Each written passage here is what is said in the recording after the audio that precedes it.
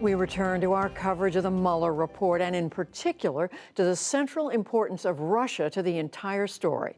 Special correspondent Ryan Chilcote was in Russia all week for us and knows many of the Russians named in the special counsel's 400-plus page report. Ryan has also covered Russia for decades, and he joins us tonight from his home in London.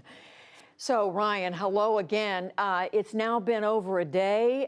Is there an official reaction from the Russian government to this report? Yes, there is, Judy. In fact, I just got off the phone with Dmitry Peskov. He's the Russian president's spokesman. He's also got a lot of attention in the Mueller report himself. He was in 18 different sections going all the way back to 2015 in relation to the Trump Tower project. In Moscow, the people in the Trump team were liaising with him. Look, he says it's very simple. There's nothing new, he says, in this report that changes anything. There's no evidence, he says, of collusion, no evidence of Russia's meddling. As for Russian businessmen trying to, acting as intermediaries for the Russian president, trying to establish these back-channel conversations with members of the administration, he says, yes, Russian businessmen were trying to talk to members of the new administration, but there's nothing strange about that. They were, yes, also briefing the Russian president. Nothing strange about that either. He says that's simply what business people do. Judy? So, Mr. Peskov is also saying, we gather, that they're going through the report to determine whether they should brief President Putin. Of course, he can read it on his own, but what is the expectation? That he will read it? I think he will read it. I think that's a fair assumption. I mean, after all, he was in the KGB. He did run Russia's intelligence services.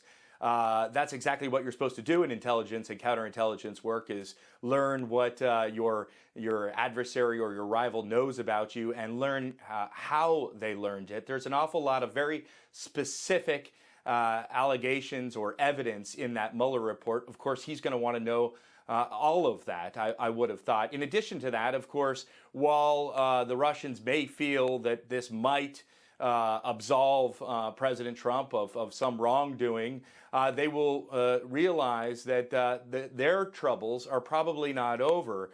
There are at least a couple of bills right now in the U.S. Congress that could lead to more sanctions being imposed against Russia. So it's not just the Russian president that will be interested in reading this report. I've spoken with several Russian businessmen since the report came out, and they all start the conversation by saying to me, hey, Ryan, am I in there? Because they're concerned that they too could be sanctioned if they are in the report, and that, of course, would be bad for business. And finally, just quickly, Ryan, as we know, this report accuses the Russians of systematically having a sweeping interference in U.S. elections. President Trump, though, is still not accusing the Russians directly. How do they read that in Moscow? They actually mirror President Trump quite often.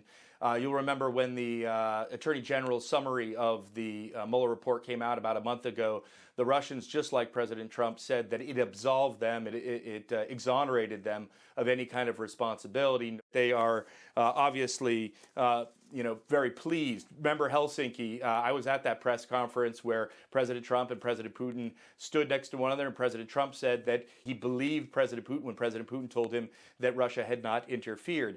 That said, the Russians were very concerned about what happened the next day when Congress effectively took control over the relationship between the United States and Russia. I interviewed President Putin at an energy conference at the end of last year, and I asked him what he wanted to see in terms of relations with the U.S., and he said, look, I want them to sort out this, effectively, if you will, partisan conflict. He says the Russians are simply being scapegoated. The Russians say, hey, you guys should sort this out so we can start to work on a constructive Russian-American relationship. But again, what the report says after a 2-year investigation is that the Russians were clearly behind a sweeping interference in the elections.